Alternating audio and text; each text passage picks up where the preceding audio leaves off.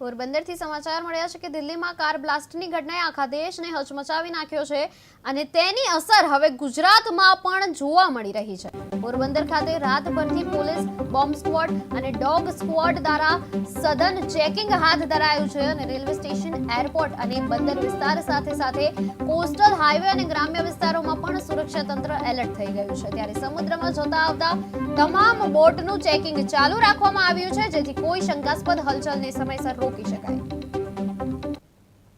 ગઈકાલે દિલ્હીમાં જે બ્લાસ્ટની ઘટના થઈ કારમાં, એના અનુસંધાને જે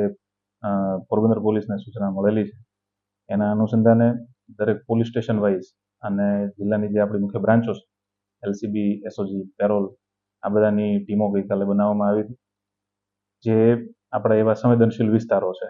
ખાસ કરીને કોસ્ટલ પોરબંદરનો જે દરિયા કિનારો છે, એ તમામ જગ્યાએ પેટ્રોલિંગ, અવાવરૂ જગ્યાઓ જે છે, લેન્ડિંગ પોઈન્ટ, આ બધાનું ચેકિંગ કરવામાં આવેલું છે। દરિયાઈ પટ્ટે જોઈએ તો ગુંદાળી, એની પછી આપણું ગોસા અને હર્ષદ ચેકપોસ્ટ, આ ત્રણેય ચેકપોસ્ટ, પછી